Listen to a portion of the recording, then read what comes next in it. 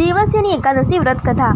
દેવસ્યની એકાદશીને હરિશયની એકાદશી, પદ્મ એકાદશી, શયન એકાદશીના નામે ઓળખવામાં આવે છે. આ વ્રતનું મહત્વ શું છે?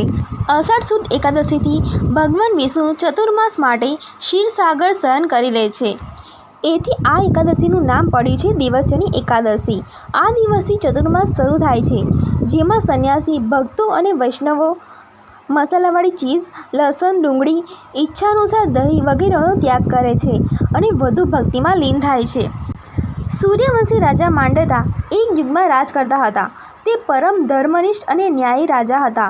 તેમનું રાજ્ય સુખી અને સંપન્ન હતું. પણ એક વર્ષે દુર્ભિક્ષ પડ્યું.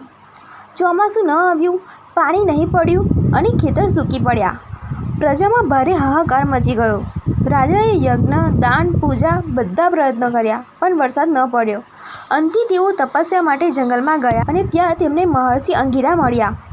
રાજાએ ઋષિને પ્રજાની સ્થિતિ અને દુર્ભિક્ષ વિશે કહ્યું અને ઉકેલ માંગ્યો. ઋષિએ કહ્યું, રાજન, તમે અષાઢ સુદ એકાદશીનું વ્રત ધર્મપૂર્વક કરો. આ દેવસ્યની એકાદશી છે. આ દિવસે ભગવાન વિષ્ણુ યોન નિદ્રા પામે છે. જે આ વ્રત કરે છે તેને પાપોથી મુક્તિ મળે છે અને વર્ષા થાય છે. રાજાએ નિયમિત રીતે વ્રત કર્યું. ઉપવાસ, પૂજા, તુલસીના પાનથી શ્રી વિષ્ણુજીનું અર્ચન કર્યું. રાત્રે જાગરણ કર્યું અને ભગવાનના ભજનો ગાયા. જેમ જ દેવસ્યની એકાદશીનો દિવસ પૂર્ણ થયો અને દ્વાદશીનું પારણું થયું, તરત જ આકાશમાં ઘોર વાદળો ઘેરાયા અને વરસાદ શરૂ થયો. ધરતી હરીભરી થઈ ગઈ. તળાવો, નદીઓ પાણીથી છલકાઈ ઉઠ્યા. પ્રજા ખુશહાલ થઈ ગઈ.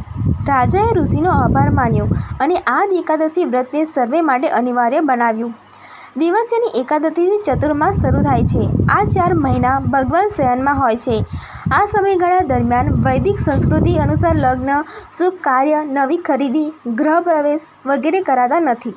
ભક્તો ભોજનમાં સંયમ રાખે છે અને વધુ સમય ભજન, કીર્તન, વ્રત, ઉપવાસ અને પૂજામાં વિતાવે છે. દશમીના દિવસે એક જ વાર સાદું ભોજન કરવું. એકાદશીના દિવસે વહેલા ઉઠીને સ્નાન કરવું અને વ્રતનો સંકલ્પ કરવો. ભગવાન વિષ્ણુજીને પીળા ફૂલો, તુલસી પાન અને પાંજરા પોળનું દૂધ ચડાવવું. વિષ્ણુ સહસ્ત્રનામ અને ગોવિંદ સ્ત્રોતનો પાઠ કરવો. રાત્રે જાગરણ કરવું. બીજા દિવસે દ્વાદશીએ બ્રાહ્મણોને ભોજન કરાવીને પોતે પણ વ્રત પાળનું કરવું. આ વ્રત કરવાથી શું ફળ મળે છે? જે વ્યક્તિ શ્રદ્ધા અને ભક્તિપૂર્વક આ વ્રત કરે છે તેને ભગવાન વિષ્ણુજીનો આશીર્વાદ મળે છે, પાપોથી મુક્તિ મળે છે અને ઈચ્છિત ફળની પ્રાપ્તિ થાય છે. જે વ્યક્તિના જીવનમાં શાંતિ, સુખ, સંતાન સુખ અને વૈકુંઠની પ્રાપ્તિ થાય છે. દેવસ્યની એકાદશી એ માત્ર ઉપવાસ નહીં, પરંતુ આત્માની શુદ્ધિનો પ્રારંભ છે. આ દિવસે જીવ પોતાના અંદરના ભગવાન તરફ આગળ વધે છે.